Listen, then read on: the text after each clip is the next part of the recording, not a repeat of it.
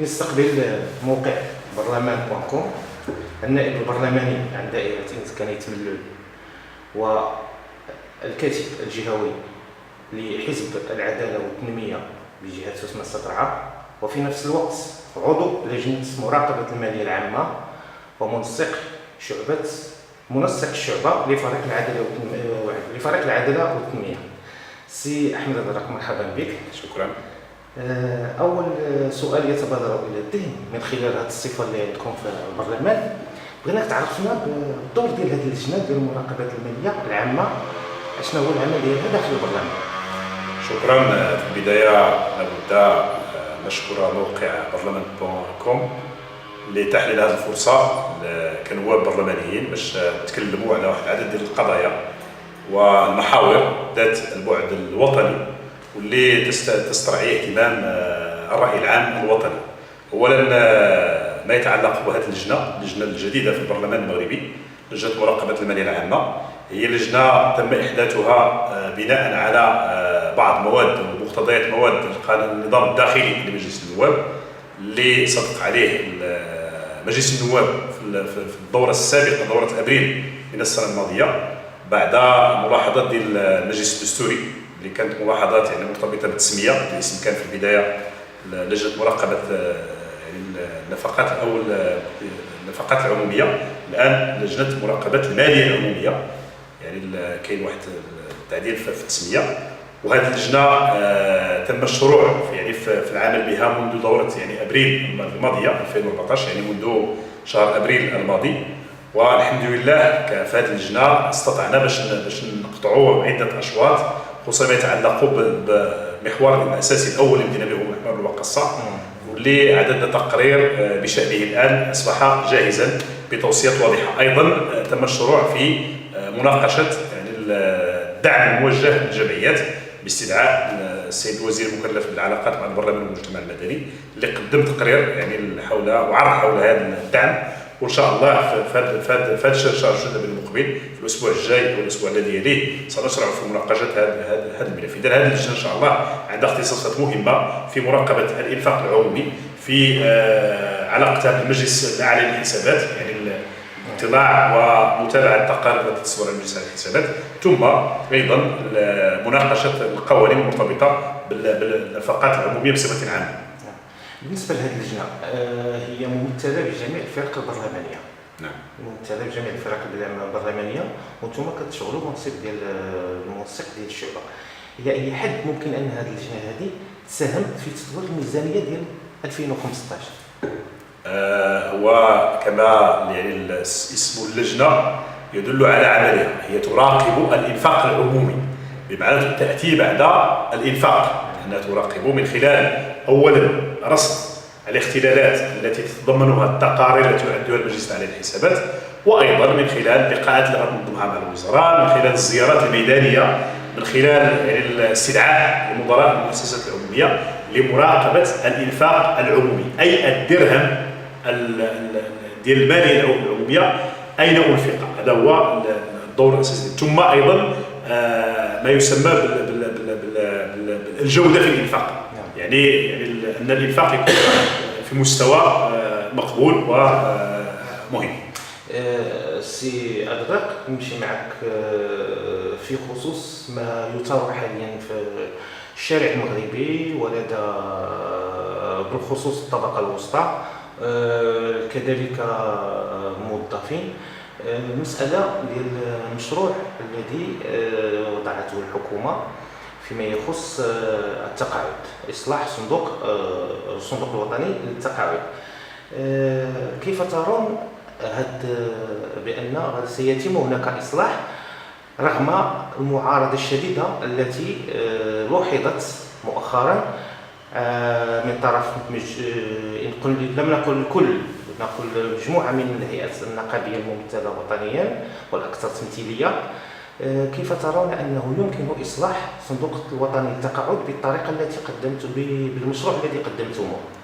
اولا ما يتعلق بهذا الموضوع ديال التقاعد هو من الملفات الاساسيه الكبرى او الاوراش الكبرى التي ستقدم الحكومه، وقد اقدمت على اعداد تصورات بخصوصها، ما يتعلق بالتقاعد، ما يتعلق بالمقاصات، ما يتعلق بالاصلاح الضريبي، ما يتعلق باصلاح العداله، ما يتعلق يعني بالاوراق الكبرى اللي الحكومه ان شاء الله عازمه على اصلاح كل هذه القطاعات.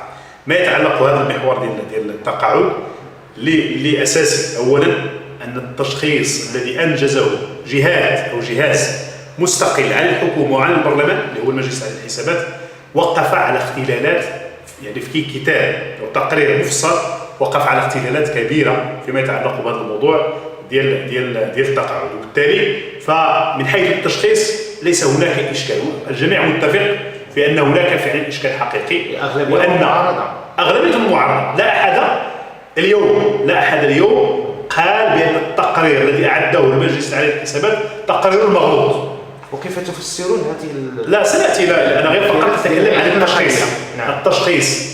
تشخيص وضعيه الصناديق، لان ليس صندوق واحد بل 4 صناديق اساسيه، ولكن الصندوق الرئيسي الاساسي المهم اللي عنده علاقه بالموظفين هو الصندوق المغربي للتقاعد، وايضا اللي عنده علاقه بالقطاع الخاص الصندوق الوطني للضمان الاجتماعي، بالاضافه الى الصندوقين الثانيين المكملين لهذين الصندوقين الرئيسيين.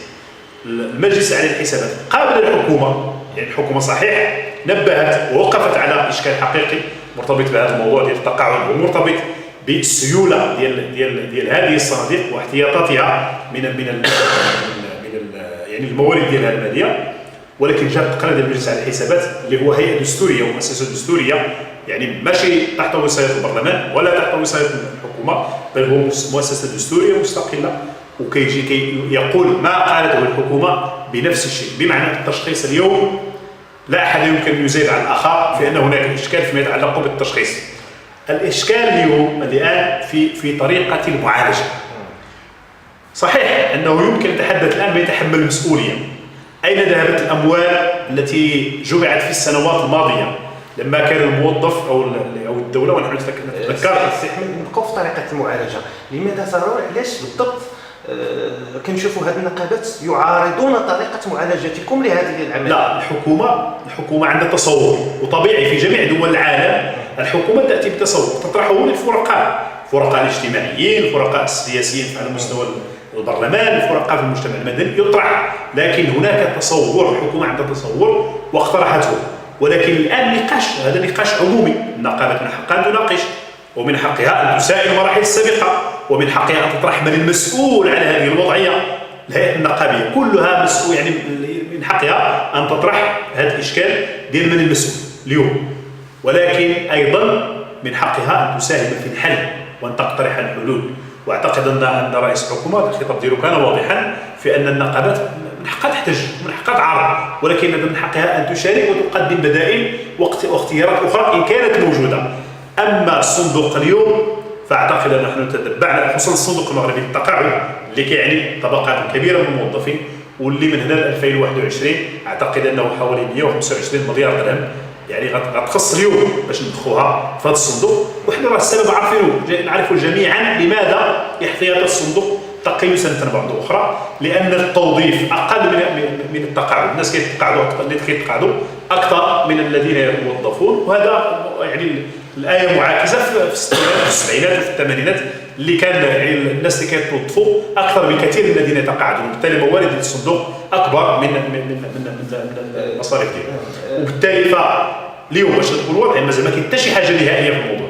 اليوم القرار الوحيد اللي في عندهاش المجلس الحكومي يوم 31 يوليوز الماضي، يعني في نهايه شهر يوليوز الماضي، وداز يوم امس اول الاثنين في لجنتين الماليه في البرلمان، لجنه الماليه ولجنه في مجلس النواب ومجلس المستشارين، وتم نشره في الجريده الرسميه. هو ما يتعلق بقطاع عرض صحيح من الموظفين اللي هو قطاع التربيه الوطنيه، اللي كيشكل واحد النسبه كبيره من الموظفين ديال القطاع العام. وهذا القرار او هذا المرسوم بقانون اللي تنشر الان في الجريده الرسميه يجعل الموظفين عوض ان يتقاعدوا في 31/12/2014 سيتقاعدون في نهايه الموسم الدراسي الجاري اللي بدا يعني قبل يومين.